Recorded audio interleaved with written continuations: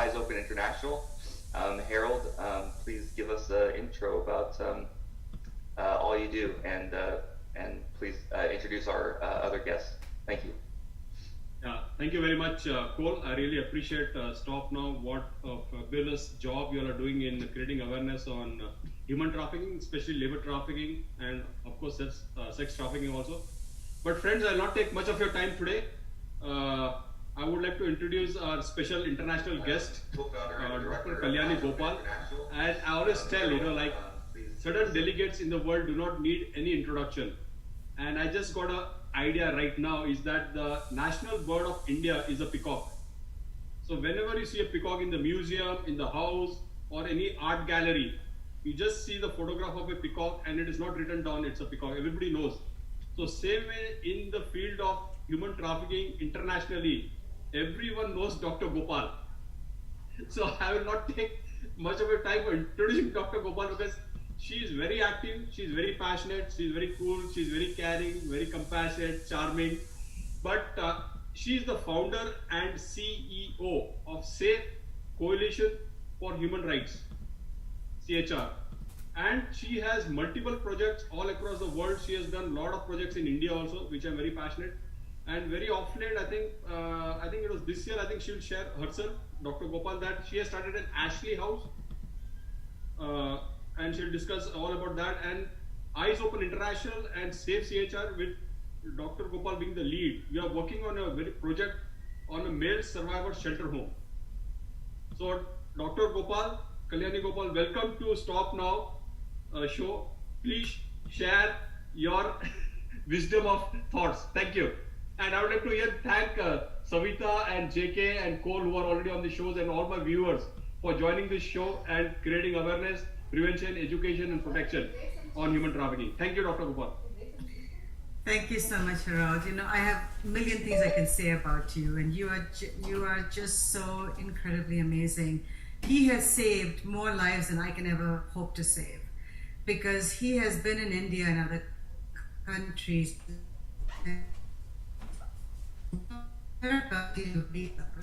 Unless you have a valid visa, do not come. And or make sure if you are coming on a valid visa, it's not going to be misused by somebody in the country. So he has saved and prevented millions of Indians and people from other countries from exploitation. That is unbelievable, and I think he so deserves the Rashtriya Prerna Award that he just received. Was it last week? I think last week or the week before last. So congratulations, hearty congratulations. I can't imagine any soul in the world who deserved it better than you did. Thank you, Dr. Gopal. And thank you, Cole, Savita, and JK for hosting this event. But Dr. Gopal, can you share something about your Safe CHR? What inspired you to start Safe CHR, the Ashley House, and on your current project of starting a male survivor shelter home in the United States of America?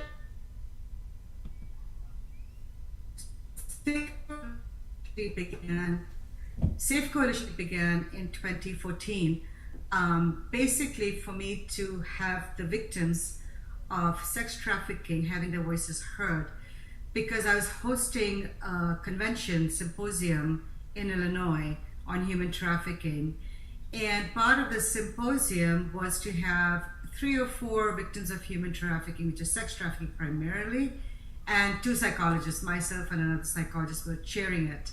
And we found that in our room we had this was at the Marriott in Chicago, and in our room we had maybe 6 people who were attending, which is equal to our panel really. And in the next door there's a massive football rally, and football moms, soccer moms, they're quite powerful. And so it was quite loud and very boisterous and very enthusiastic, and ours was silent and quiet. And I could see the tears falling in these women's faces because they had hoped that psychologists would listen. And once again, they were feeling like their voices were unheard. So it was a very deep sadness. And after that, my colleague and I took them for lunch, and the Marriott was beautiful. They gave us a separate room. We sat out there, and I told them, I said, I'm so sorry. This year, this month, today, not many people heard you, but come next year, the whole world is going to hear you. And I was saying, Harold, I said, you make a promise to survivors, you better keep it, otherwise you're in the wrong business. And so, I went to all the major organizations, the NGOs, because I'm a private practitioner. I didn't know anything about NGOs at that time. And I went to all of them. I said, hey, do you mind being a fiscal sponsor? All the money we raise is going to go towards hosting the convention. We just need a fiscal sponsor, so we're not paying taxes. We want the money to go to the survivors we want to pay. Long story short, nobody wanted to be a fiscal sponsor, and I started feeling labor trafficked because they started saying to me, well, what's in it for us? What do we get out of it? And I'm thinking, nothing, except helping some humanity here.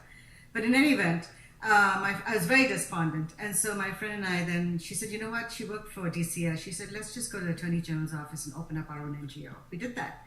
Within a day, October, this was like, I think March, because I've been going for 3 months trying to get a fiscal sponsor. In March, finally opened us. The Attorney General's office was incredibly helpful. Same day we came up with the name, same day we became an NGO, and we submitted the IRS paperwork through another friend of mine who gave me all the information I needed. And before the lady from IRS even went into her December break, she said, I'm going to make sure you become an NGO, you become a 501c3, which is a charity organization in the US. And so we got that status 22nd of December. Literally, she did that before she went on vacation. She was just so amazing. I mean, all these people came together to make sure that it happened. So I knew we were doing the right thing. I knew we were in the right place, right time, doing the right thing. We hosted the conference. It was amazing. For the first time, I think, in the history of human trafficking conferences, the paradigm shift happened with people like me who are more book knowledge and clinic knowledge, to the survivors who have lived experiences. And I said to them, the panel gave us a report card. There were 10 survivors, all from different walks of life, all from different parts of the world, who flew in from their countries, sponsored them. And no one knew us from Safe Coalition, like a completely unheard of organization. But they flew in, they gave them the sponsorship, and we had 150 people broadcast to 10 countries free of charge. And it was a paradigm shift from going from us versus them, which is us people, meaning people like me, and them meaning people like Harald, versus all of us together, Harald and me, and every other person who's at risk for trafficking or been trafficking, all of us in this together. And that's how we had that paradigm shift. And that was one of the most profound experiences, I think, for all of us.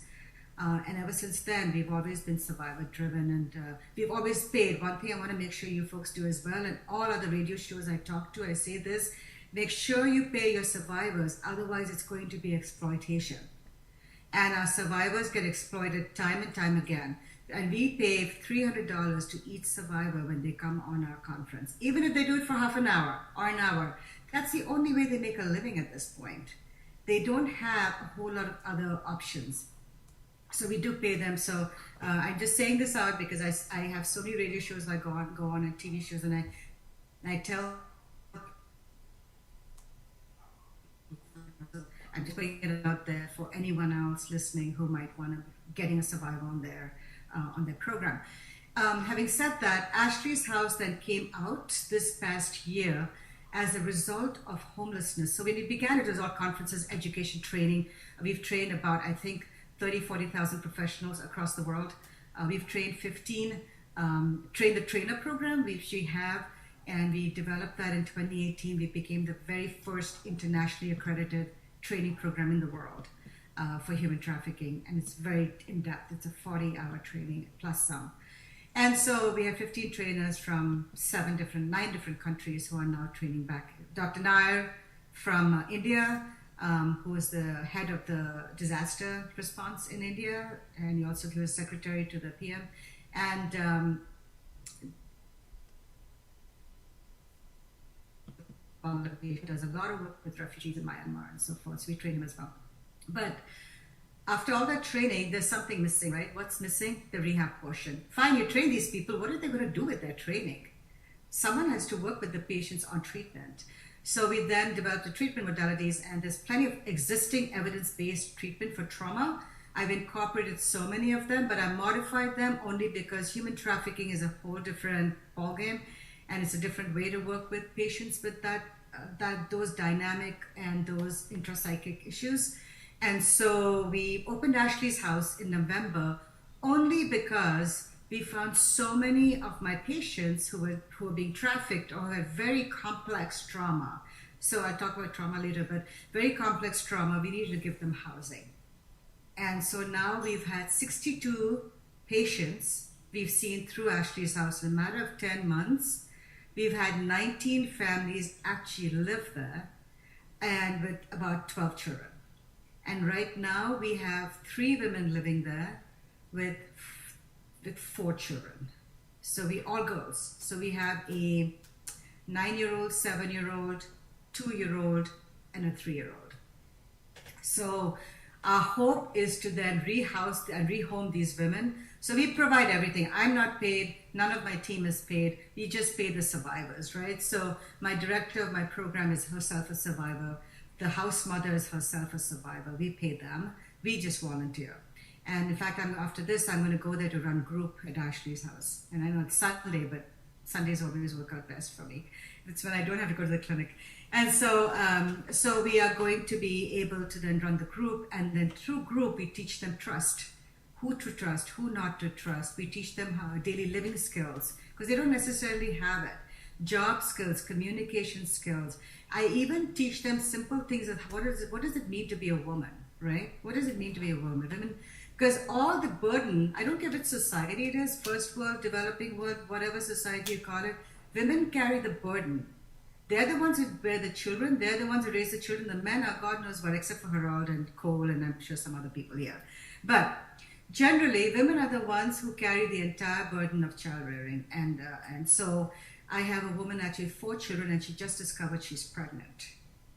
Just discovered it. By the same guy who abused her. Can you imagine what's going on in her mind? She's going to be in group today as well. So having done the women's shelter and I don't call it a shelter, I call it a therapeutic residence.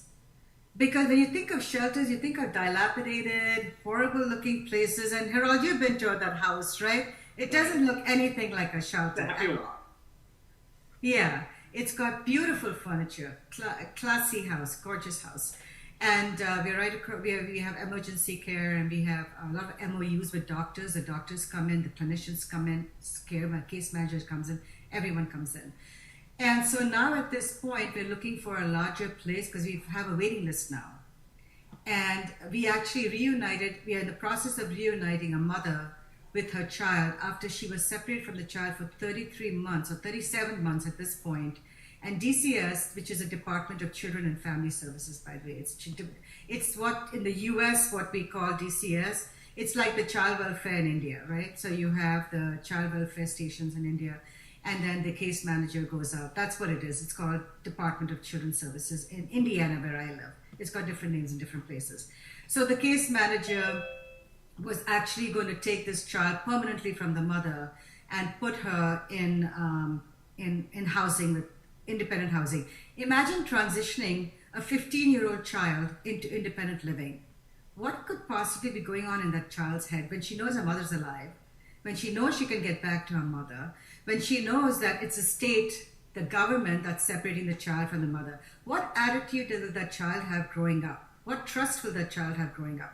So if you destroy one child's life, imagine the subsequent generations we're destroying, right? So you really have to think about this, really have to look at the bigger picture and think, what are we doing in our countries with our children when we're providing a direct pipeline into human trafficking? And that's what got me actually into human trafficking work, seeing our foster kids disappearing as teenagers. But with the male shelter, Harold's idea, and I'm running with it, and we're going to be opening up one in Northwest Indiana, and Harold is going to be basically the brain behind all of that and help. That's it, yeah. Yeah, Dr. Gopal. Yes. Thank you very much. I really appreciate your passion. And friends, I would like you all to follow Stop Now, that is stop, listen, and share.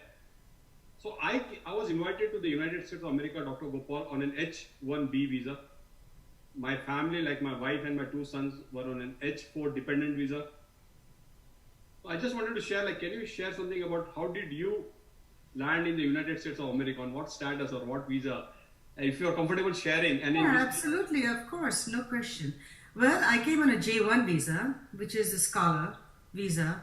So I came, Vanderbilt University invited me to study there. So I went to Vanderbilt, and it's Vanderbilt University is a university in the South. Tennessee was like the home country. So we're right across from the singers, and the whole country music row. But anyway, so I came on a J1, and so that is a scholar visa, which is you can work on a J1. So I was doing research, and I was also working, and yeah, that's how I came. And then that got transferred. Then I got sponsored by my job, so I ended up getting a green card in the end, and then it became citizenship. I myself am from Nashville, Tennessee. I know Vanderbilt's a good school. It's actually. a great school. I love it. Yeah. I love the school. So with this new house, or this new therapeutic residence, are there places to go for people to donate to these causes? Yours, Harold's. What can I what link can I give people to share for They can funding? text. I think Zoom has a new feature, so they can text to 1212. They can text 1212 to 707070.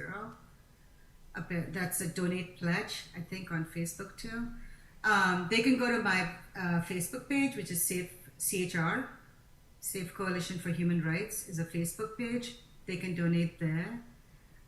They can go to the website. They can donate there, which is safechr.org. But really, I would love for people to donate to Harold's organization, because he does so much travel and work as well for Eyes Open International. And they have a website, which I'm sure you have as well. So Eyes Open International also would be, because he's going to be running the whole labor trafficking house for us. Behind the human trafficking. Who's behind it all? Who's behind what? The human trafficking. Who's behind it all? People.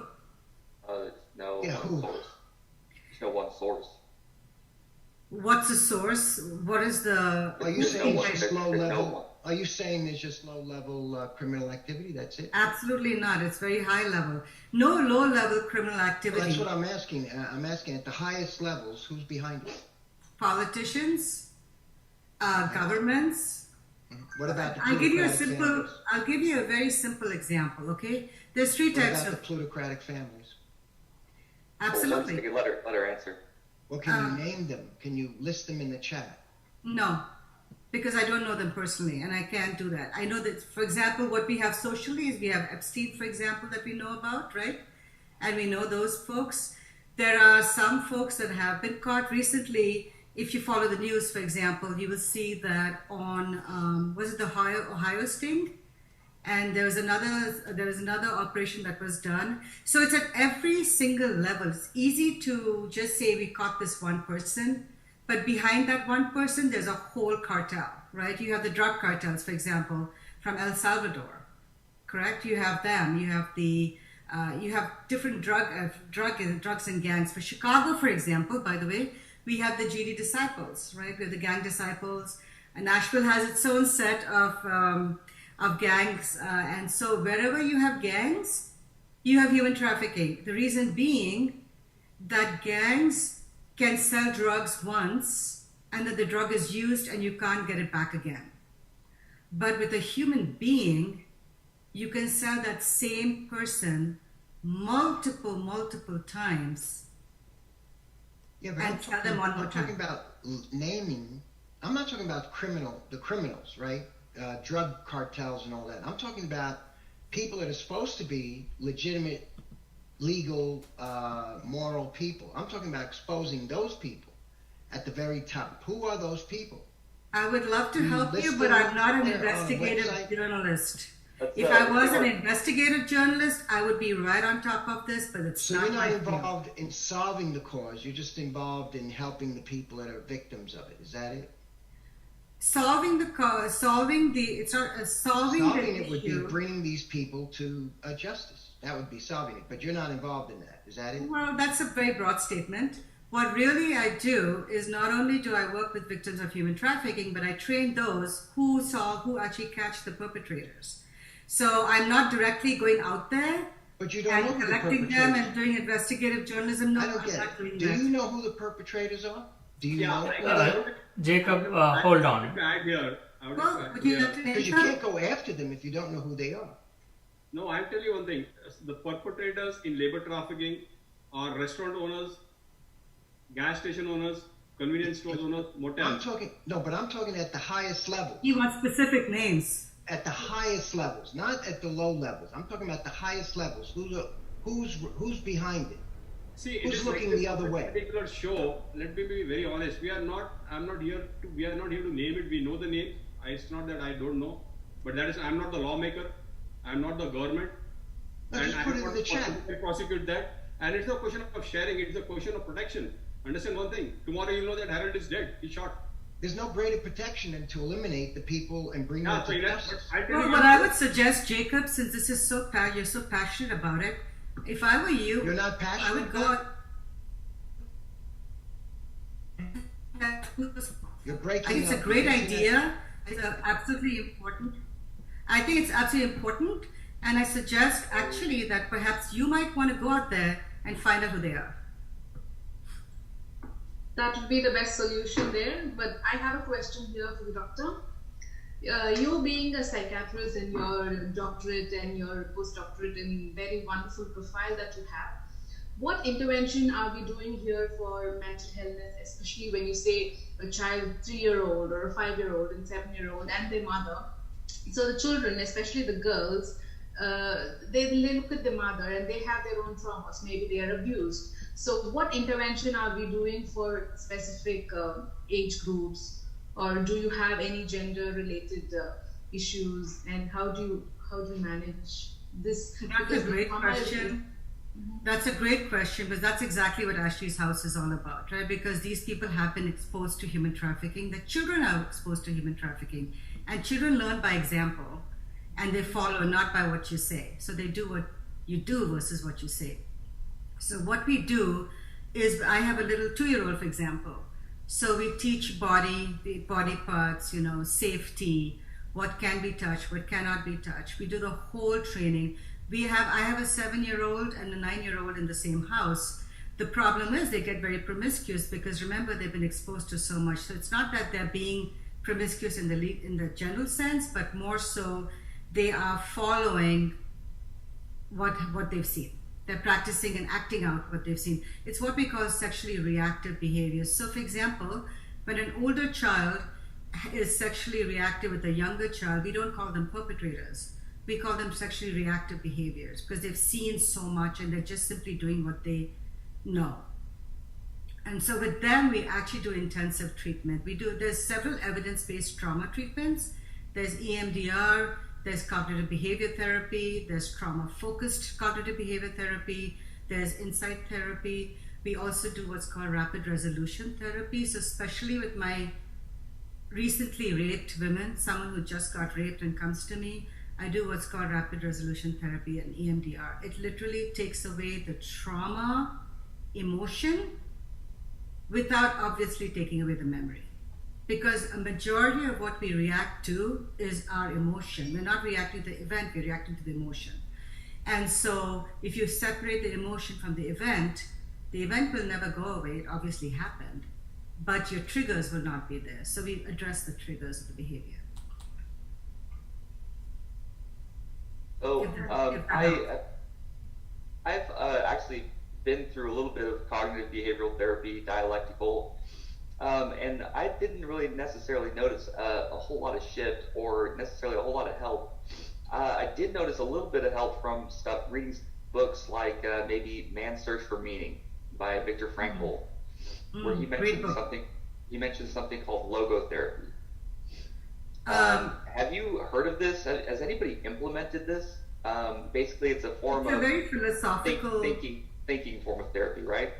Absolutely, it's a very philosophical. See, it depends how people's bent of mind is. For example, someone who's extremely intelligent, philosophical, and very, willing to work through the pain. I oftentimes will go into like insight-oriented therapy. What happened? How are we going to go through this? More like giving them insight into what happened, but also teaching them the skills they need to have in order to control those thoughts. You have those thoughts, an event happened. Cognitive behavior therapy per se with trauma is not as effective as trauma-focused cognitive behavior therapy, which means it's a whole program where you have narrative, you have the person reliving some of the experience.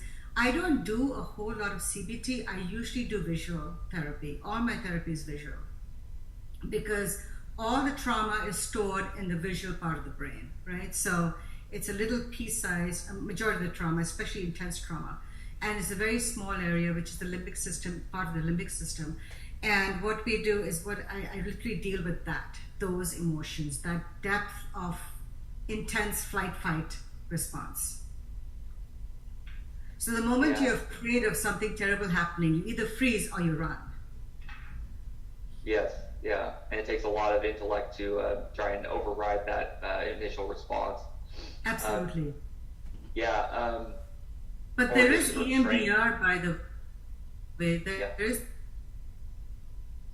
EMDR where about 10 sessions or so, we put patients. I modified it because I mix the East and the West when I do therapy, and I find that hugely effective with patients. So I actually put them into relaxation, and then I do the EMDR work, which is basically the brain processing the information. Okay. Without speaking, Great. without necessarily speaking. Yeah. And let's get back into that issue of what are the policy changes that need to be made in order to stop this thing at the root. What can we do? That's such a fabulous labor trafficking, as a whole. Absolutely, that's such a fabulous question because honestly, that is the $65 million question, right? How do we stop trafficking? Period. And you go back to the human factor, and we are not like other species. Other species are, they kill to eat. They'll kill another animal only because they need food. If they're not hungry, they're not going to go out and kill another animal. They can pass right by, but they won't kill it. We are different. We work on almost like a principle of pleasure, where we kill for fun. We kill because it's enjoyable. We kill because we get power. It's all about power over another human being. And if you notice, the people who really need the power of other people are people who don't have a sense of personal power. So individuals with a sense of personal power, and this is a psychological take I'm giving you, do not have the need to have power over another person. But individuals who need something else to make them feel powerful need to have that harem, need to have those women, need to have those migrants that are just putting into huge ships and trucks and etc. and transporting them place to place. These are individuals who do not only have a sense of personal power, but they also lack a moral compass. So that combination of two. There was a wonderful study done in Chicago on what makes people traffickers, right? And the study was found that the people who were trafficked became the traffickers because they identified with the trafficker. So there's studies done on abuse back in the 60s, and they took rhesus monkeys. And what they did is they took baby monkeys that were abused and baby monkeys that are not abused. The baby monkeys that were abused clung to this figure that was abusive. But the ones that were not abused did not. So victims of human trafficking stick to the trafficker, especially sex trafficking. And I have spent 3-4 hours with just one victim working on their trauma bond with them. Because she just was sobbing. I had a 14-year-old in my office. She was just crying because she's like, I cannot put him in jail. That is why human trafficking is so hard to stop. They will not testify against their trafficker. And so less than 1% of traffickers identified right? Or even victims are identified. And the victims who identify will not give their trafficker away for criminal reasons, right? Because they will kill their mother, they know exactly where they live, their sister will be trafficked. Like Harold said, he can get shot. So they're so terrified of being, and Harold's not terrified, but people in general, the average human being, is very protective about their own family. Kill me, leave my family alone.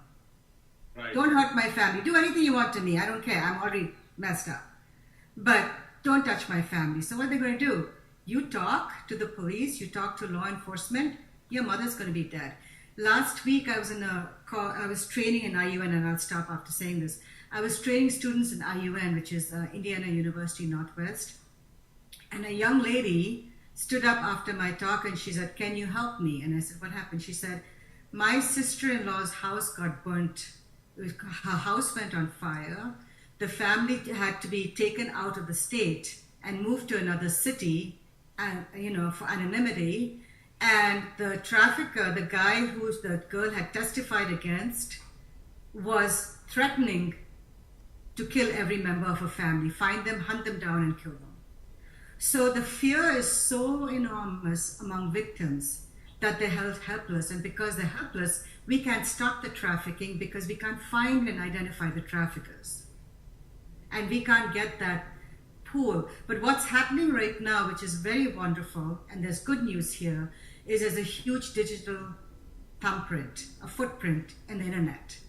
So law enforcement, Interpol, all of these folks who do some amazing work in law enforcement, they're following that digital footprint. And they're reaching the customers and then reaching the traffickers. Majority of the time, unfortunately, it's the customers who are being imprisoned, not the traffickers. I think very well said, Dr. Gopal. And I think like what Cole, I want to answer your question is that number one right now, what Stop Now is doing. What is the solution? Number one, what Stop Now is doing on this podcast with Savita, JKU and Dr. Gopal is creating awareness. And so that in educating people and empowering people so that they do not become a victim of labor trafficking or sex trafficking. Number two, even today, not only in the United States of America, but globally, out of 10, 9 do not get prosecuted. Many times the victim gets prosecuted. So I always tell, even when I was working in the White House, is that when you save one victim, you save one survivor. But when you prosecute one perpetrator, you save 100 victims. And this is what we all have to be trauma informed. And what Dr. Gopal said was a very good example. Like when you're selling drugs, it's only one-time deal, and then he keeps on, like does not become a victim again, but he keeps on reusing it. But in the case of labor trafficking or debt bondage, he or she gets abused. Every second, every minute, every hour, every day, every week, every month, every year. So you have to be trauma informed. I always tell, giving names is very easy, but what is that going to do? Do we have the law in place? Can they go and prosecute them? What will happen? The victim will get prosecuted. The victim is gone, vanished, and nobody bothers because everybody is busy with their life. Who has got time to spend time with a victim or a survivor? No one. It's very easy to say on this particular platform, yes, we care for you. But like Dr. Gopal said, are we compensating the survivors in real life? Are we empowering them with a good job, even if they're talented? No. Because once they get stigmatized as a survivor, they just, okay, no, you just work in a McDonald's. You are not talented. You are not fit for a job. Because nobody sees that he or she has a talent, has a wisdom, has a passion, and has a dream. Why can't every person born on this planet has a dream? How can we stigmatize or judge? Oh no, he is a victim of sex trafficking or labor trafficking. That's it, period. He cannot become the CEO of a company. He cannot start a non-profit organization. He cannot get a good job. He cannot buy his own house. He cannot live a good life. And that's why they get re-victimized. I got re-victimized. And that's why I'm raising voice. And it's very easy to say and share. Oh, why don't you give the name? Come on. Will you take the challenge or guts to protect me or anybody? Do you have the guts to do it? Do it and show it to me. Has your child been abused? Have you been shot? Have they sexually abused your wife? And then I want to see you stand up and talk. Yes, I have the courage. I can give the names. Can you prosecute my perpetrator right now? I'll tell you after the show. I'll do whatever you want. Do you have the guts? It's very easy to pinpoint or abuse the survivor. But come out with solutions. Because you all are sitting on the shore or on the ship with no problems. But once you face a problem that Dr. Gopal said, because she is working with the victims, understand the victim's problem. It's very easy to to pinpoint or abuse or say some easy words. But that's not right. Sorry, thank you. No, I absolutely, I second every single sentence and word you said. People who don't work with victims have no clue what they're talking about. So one of the things is that I give you another example, which is why this is so serious. His passion is so important. I have another case which we just moved from Indiana to another state I won't name, and she was a witness. Testified against her perp, right? Did the great thing, testified against her perp. Do you know what happened to her? She was unsafe in the house she was living in. Adult Protective Services called me on my phone. This was a weekend like today. They called me because my phone is a hotline too. And they said, can you please take this lady because we're not sure she's safe. Do you know she came to us for one day, but her phone was still with her. So he may have been in jail, but he had partners outside jail. They had come to her house and they were sitting in her house. And they forced her to call the police and tell the police that she was being held against her will in her house. And she said all this to us later. She said, if I didn't do that, they would have killed my family. And then she did that. And then we came there. We said, don't worry, just stay the night. The police said, stay the night. Tomorrow morning you can go. Next day, we let her go to her house, safe and sound. And then the guy was on the phone. One of the pimps, one of the traffickers was on the phone when she's talking to the Adult Protective Services. Remember, there's prosecutors involved, right? Law enforcement's involved, FBI is involved, the whole 9 yards, everybody's involved. But this poor girl, young lady, was so unsafe. She was so terrified. We actually ended up getting her, identifying a family who lived somewhere else. And again, I won't share any details for her protection, but got her out of the city. Catching one trafficker doesn't solve the problem. This is a chain. This is groups. These are gangs. These are people who will murder you on the street without compunction. None at all. We'll just be another statistic. And so it's very, very important to protect our survivors. Very, very important. If you want to do investigative journalism, by all means, more power to you. Go do it.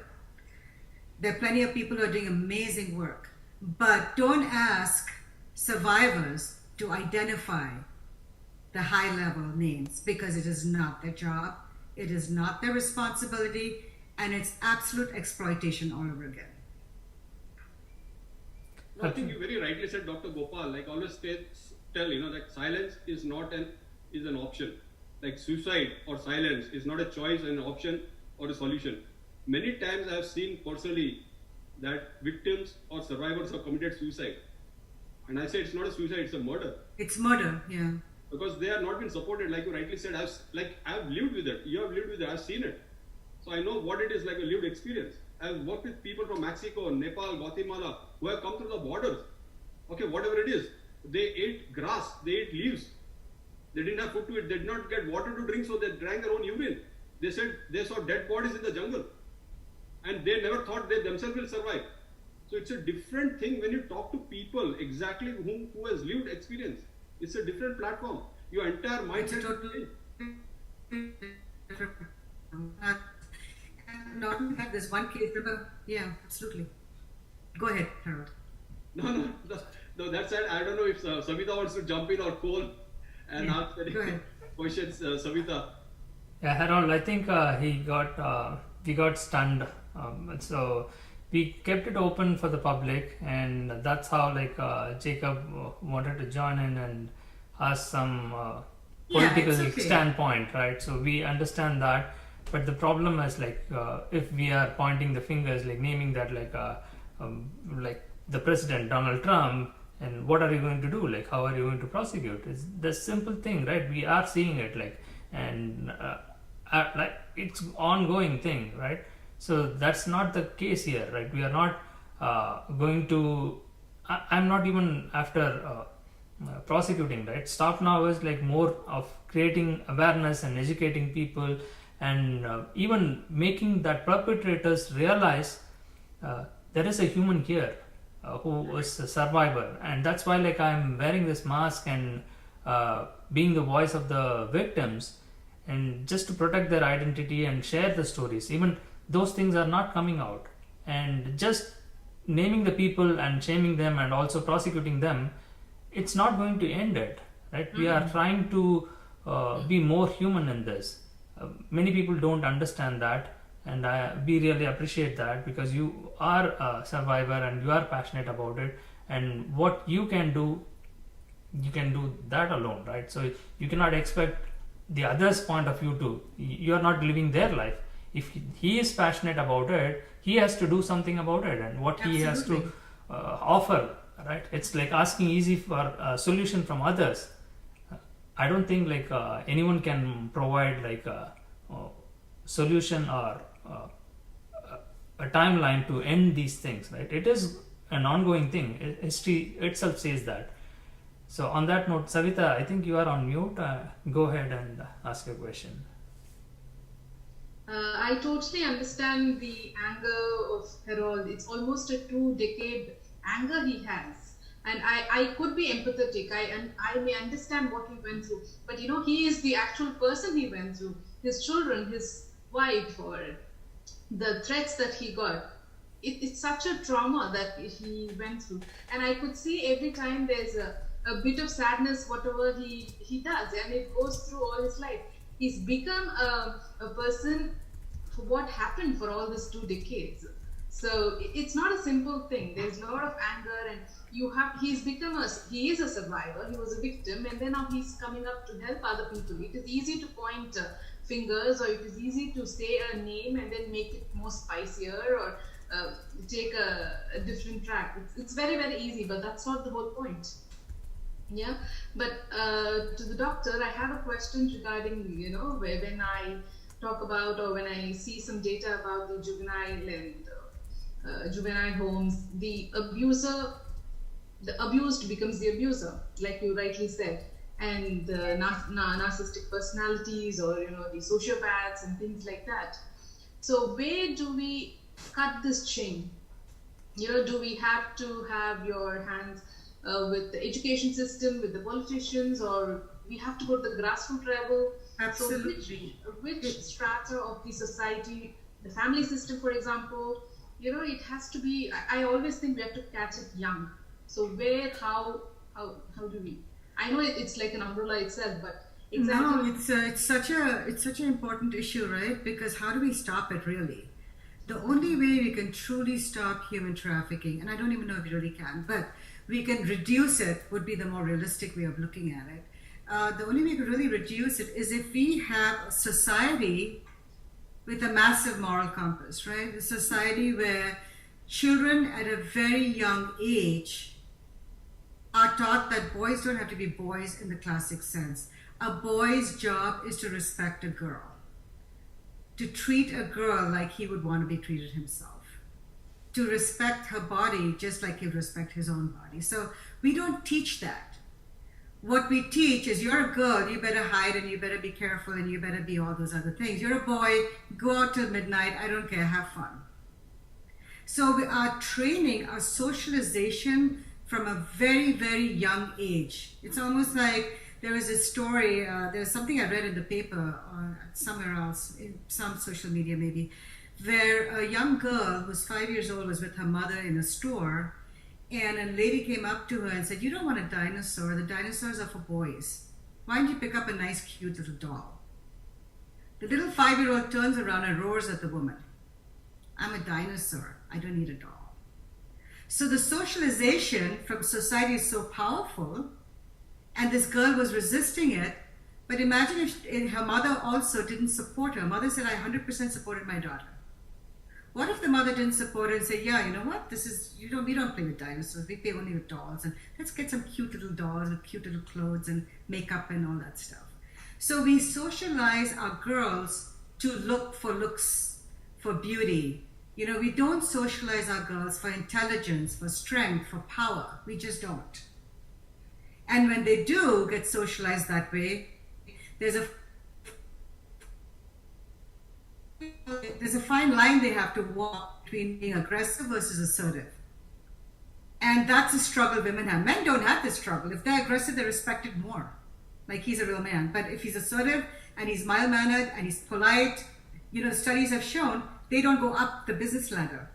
The CEOs of companies, the ones who are extremely highly successful, are more aggressive, male-dominant, and they don't have the softer features that the people under them have who actually manage the people.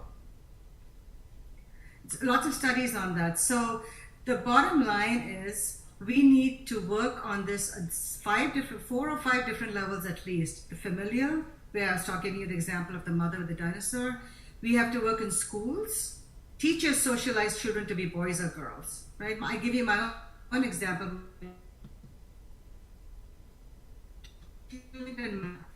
He was in 8th grade, and there were 2 other boys with her in the same grade.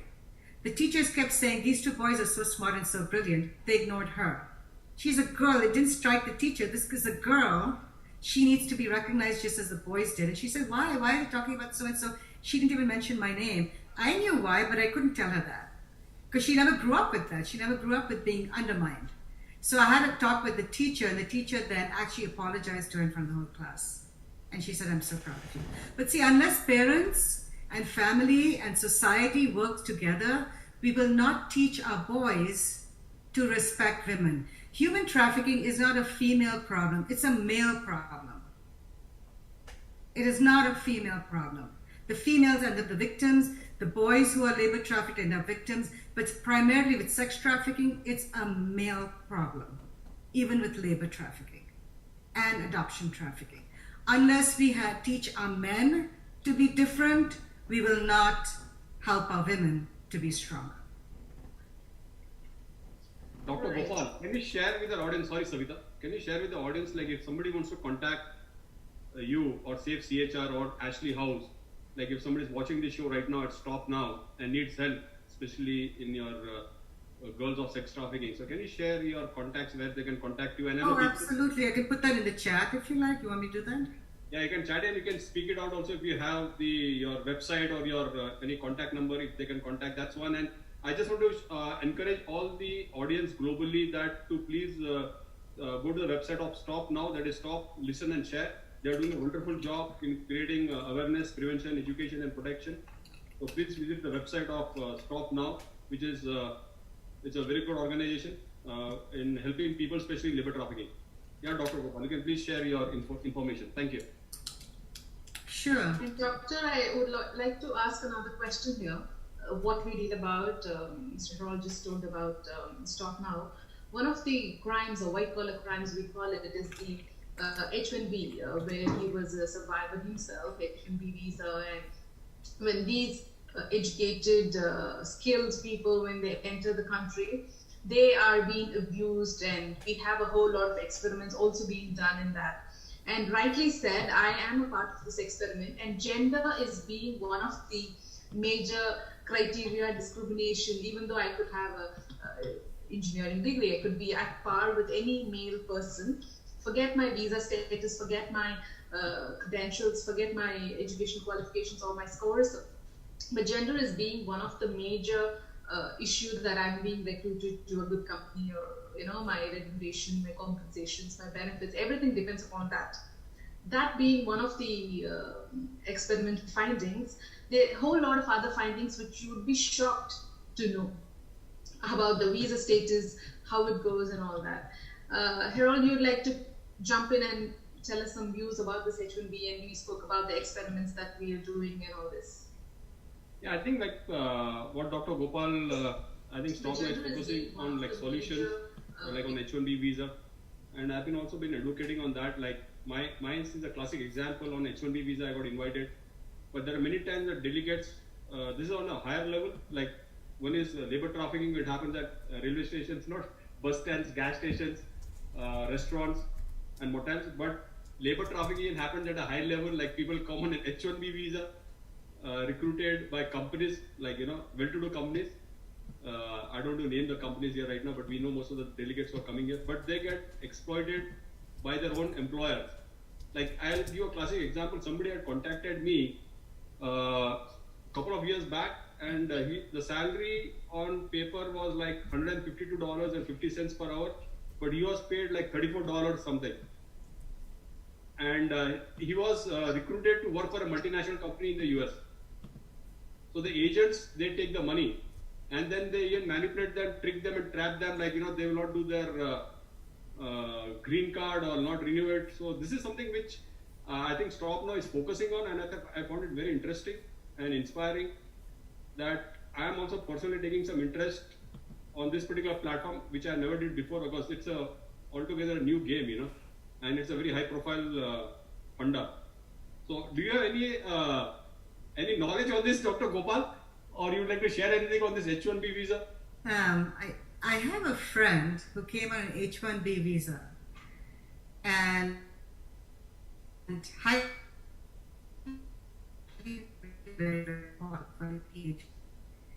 and he went to work for a lab in the US, and I won't name the lab, of course, but they paid him $500 a month because they were going to sponsor him for the green card, right? So they said, you come here, let's figure out what you're going to be doing. And he actually ran the entire lab and published their papers, did all the work for them to publish their papers. They got a huge name after all of that, but his was a small little name in that list. So there's exploitation for sure. Yeah, there was a classic example we spoke in the last episode with Savita and JK, is that there was one delegate, there's everything in black and white, and we didn't work on it, that he was made to work, but then he was made to pay back the money to the salary so that he could stay legally and continue with the company.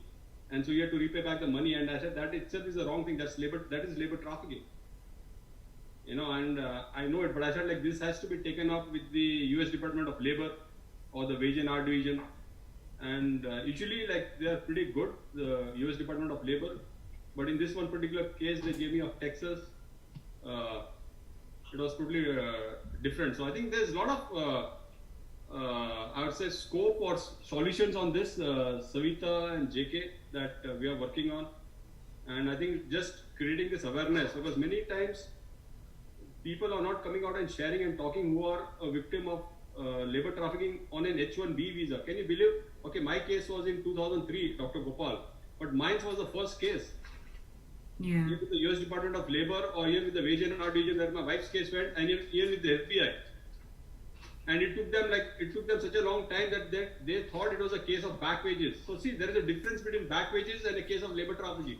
So many times, I think the delegates or the investigation department has to be trained that whenever especially when it's a foreign national and somebody is filing a complaint on an H-1B visa, means it's a case of labor trafficking, not back wages.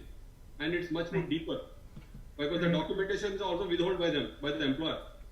They're holding the passport, they're holding everything. Yeah. Yes. And I think Savita, actually, right on that. Yeah, because Harold is right, Savita. I mean, if you're dealing with gender wage difference also, on top of everything else, that's discrimination. I can't. Savita, we're not talking about a person who works in the petrol station. We're talking about engineers. We're talking about technically very bright human being. And then we talk about glass ceiling and CEOs, and 10% of the top companies have the women CEOs. But what's happening in the ground level? It's like even the mid-management, it's like pathetic. And this experiment shows. And the kind of traffickers that you see, maybe they have a dress code and they go to prisons and they come back. But the traffickers that we deal with, or we are witnessing almost the case studies that we have, is they're sitting in a 100-story building. And absolutely. They have offshore funds. They're not living in the US, they're living all over else. Yeah. Yes, all over. And you have to just look into some of the case studies. It's like, it's mind-blowing. Last week, we discussed one with Harold, and it is not a simple down-the-road company. It is like $1 million company where the employers are made to run their own payroll. They pay it from the pocket, and then the payroll is being run by them so that they could stay on H-1B. How clever is this? Very clever. And it is not a person who is illiterate. It is not a person who's just a school dropout. Maybe they had about 15 years of education, or I don't know, a doctorate or a postdoctorate, and they are a victim here. and they don't have a choice. Plus, they have to bear the shame, the family, other expenses, plus take care of the family and the burden. Plus, they have the trauma, and it goes for decades as well. Absolutely, and you're talking about people from, people being exploited in H-1B. I see cases within the country where women get exploited and men get exploited, and they don't want to go anywhere else because they don't want to move their house, they don't want to move their children, they don't want to move their family. They just stay in the same job at the same pay, never mind for the next how much they do. In fact, they're on call 24/7 also. But it's labor traffic, it's labor exploitation, not necessarily trafficking, but it's labor exploitation that does happen hugely. Absolutely. So one of my questions is with labor trafficking is that it seems to be becoming more, at least cases, known cases are on the rise. So either the amount is going up, or the ability for people to speak out is going up, or increasing. So my question is, if Harold was the first case, did it in fact go back even further than that? And second of all, if it is increasing, how are other people or other employers hearing about it so that they can do it as well? How do they know to do it? What's happening here? What is the dynamic? This is just totally this is experimental, not even but any information there that you might have would be interesting. I just want to share here, Cole, is that, just like what you're doing on the stop now, right? Hello? Go ahead, Harold. Yeah, so I just want to tell all our audience, especially on H-1B visa, that there are resources available. It may take some time. So like there are resources like you are eligible for a CP, continued presence status. Then you are eligible for a U visa or a T visa, and then eventually it will become a permanent residency card.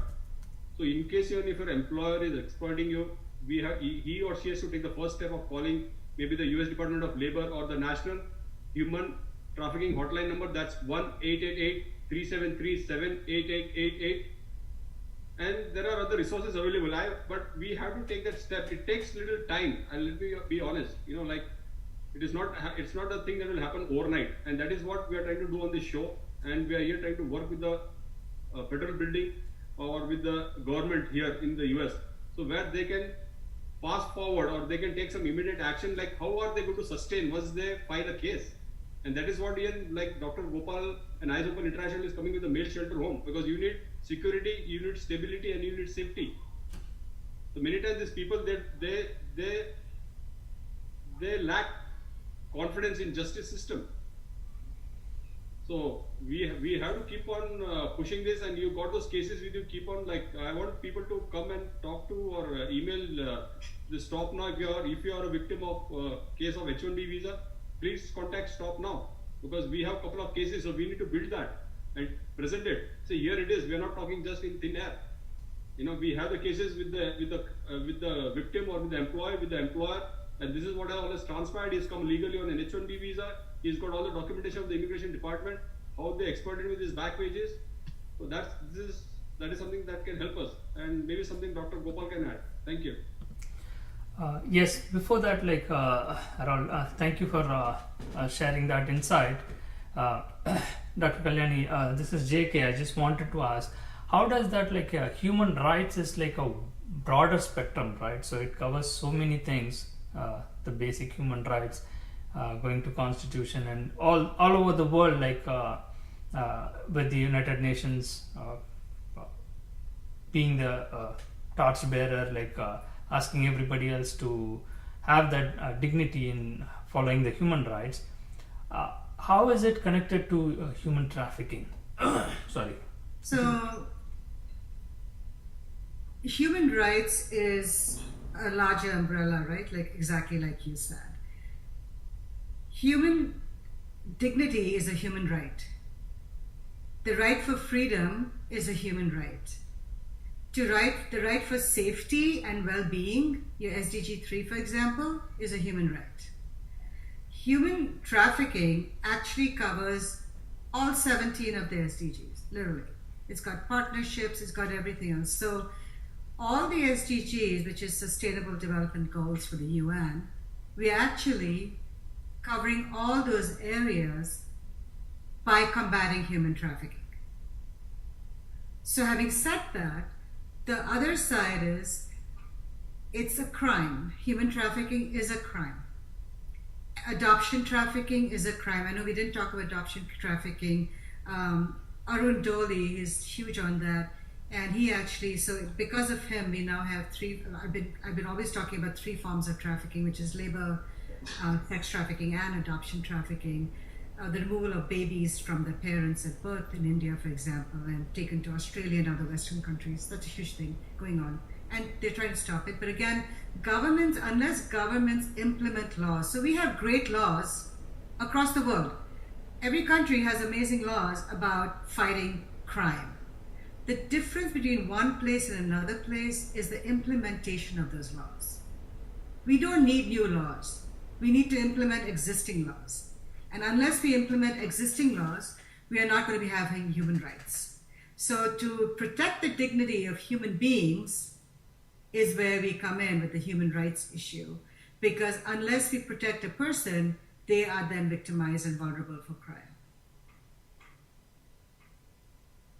Absolutely. I really thank you so much for that enlightenment, right? It's like more of a understanding of what we do. And to Harold's point, Harold, can you talk about the male shelter home more in detail, or can we continue it in the next conversation? How do you because for me, males are more how do I say, like, I have the talent, I can survive, I don't need to go to a shelter, and people even end up homeless or they stay in the car. So many stories coming on. That's why, like, we wanted to volunteer and do this experiment and expose this deep-rooted white collar crime in the H1B Funda, right? There are thousands of people who are trapped in this, staying in a 2-bedroom apartment, 10 people, and the whole network of Desi consulting firms and larger companies. We are even naming those things like Cognizant, TCS. I don't have any shame in it, right? Because we are ready to face anything. That's why, like, Talk Now is so passionate in fighting for this cause. But how do you envision the male shelter home? Like, that is very strange for me to understand. Like for example, if I am a victim, how am I going to come there, like in a shelter home, and what am I supposed to do there? So that's a very good question, and the overall objective of this male shelter home is that after doing a lot of research, I've been working on this particular project for years, and I've seen that there are a lot of foreign nationals or immigrants who have become a victim of labor trafficking, and the biggest challenge they have is safety, security, and stability. They need a shelter home because you cannot stay with the trafficker or the perpetrator under his shelter because they provide. Same in the case of H1B visa. There are so many people. So once you provide, maybe since you are somebody is a victim in California and the shelter home is in Chicago. So what we are looking at it is like, if we can transport them, help them with transportation. If they have the funds, fine. If not, we will ensure that they can move to Illinois or to Chicago at the male shelter home. Number one. Number two, first thing is that we'll give them like protection of the basic needs, the clothing, shelter, and food.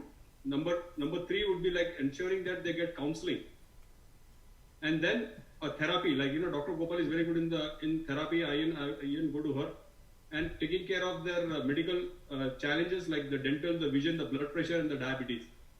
And last but not the least is that, again, trying to restore them with their back wages, with their current, with their existing employer who has exploited them, and trying to get them a status. So there are resources, there are agencies who are willing to work, non-profit agencies, NGOs, even governments. There are lawyers. I know one in Illinois who is willing to work with the immigrants free. And I met her at the launch of the Ashley House, where Dr. Gopal had organized a very big event. There were like 500 delegates just a couple of months back. And she's working right now with, I think, 2 immigrants on their labor trafficking paperwork, and she's doing it free. So I think this is another big subject, JK, to talk on this particular subject of male shelter home, which Dr. Gopal, I really salute you, because she has taken the lead in this, and we are trying to collaborate and work on this. And even if Stop Now can partner with us, we need more partnership, because it's something that you have to fund it. Like I know Ashley how Dr. Gopal is running it, because they have to pay the rent, they have to pay the staff, they take care of all the delegates who are staying there, and they can stay. I don't know, she didn't share that, but they're staying there. They can stay there for 2 years free. So till they're totally rehabilitated, and I think many girl victims who are there, they have gone back. They've got their own apartment, they've got their own job, and that is what we want, JK and Stop Now, that in male shelter homes is like a transit. So they become regenerated, and they go back in the community, and they start living a happy life with freedom. So that is the overall objective. But at least the project has started, and we are working on this. And last, but I would like to end that Eyes Open International is working on a project called Freedom Survey. So I got more than 200 applications from Ohio, and I'm trying to work with Mike Devine, the governor's office in Ohio, and with Attorney General Dave Host, where there should be some expungement in the case of the victims of labor trafficking. And I'm not the one who's going to judge it. I'm going to submit all the papers. Let them pass a law. Like there is a case, there is an expungement in the case of sex trafficking. Earlier, a girl would not get an apartment or should not get a job because she didn't commit the crime. She was compelled to commit the crime by the trafficker by giving drugs or by being sexually exploited. But in the case of labor trafficking, there is no law. And I'm trying to work on that. And today I got the green signal. So if once that happens, I think that will open door. So it is not only from one example of one victim on labor trafficking. I have to open the doors, or let me try to open the doors for everyone. So if there is a law passed, and what you're doing on Stop Now, I really thank you. I thank Savita Kaur for inviting Dr. Gopal, Kalyani Gopal from Safe CHR, who is the president and CEO, and inviting me on this particular show. So thank you very much. God bless America. Vande Mataram, Mera Bharat Maan. Thank you so much, Harold. And yeah, from what I've noticed with the reform on that regard, the Department of Labor either has its hands tied or doesn't usually act as well as it should. So that's just been some of the experience that I've noticed from people. So keep that in mind, if you will, while thinking about the reform and stuff like that. That's my final share. Does anybody else have any last comments before we wrap this up? It was wonderful when you said human dignity is human rights, Dr. Gopal. It almost sums up all the work that we do, be it Stop Now or be it Eyes Open International or Safe CHR. It's human dignity that we have to do, and people who are not able to voice out for themselves, we are trying to just be the voice of voiceless. It's pure voluntary, and we have to celebrate people like you. It is not a paid job. You do it out of your own interest, and you have been a victim, or you want to be a survivor, and you help the other fellow human being. So people have to celebrate us, and if not, we have to celebrate ourselves. We are doing a good job here. Thank you, both of you, on this. I just have no other words, just to say thank you. Thank you, Savita. Thank you, Savita, and thank you, Cole and JK. I mean, all of you have been, what you're doing is amazing, because you're reaching people that I would normally not talk to, and so it's really, really great that you're doing this. Thank you very much. And thanks, Harold, for inviting me to the... Thank you, Dr. Gopal. You are amazing. Thank you, Dr. Gopal. Make sure your victims or your survivors get compensated. Please make sure that they get compensated, because I'm sure you're doing it already, but I'm just saying, I say this to every radio show I go to, please make sure that survivors get compensated. We don't want to re-exploit them. All right. Thank you all. It was a wonderful show, and heartfelt thank you. I'm ending this live stream.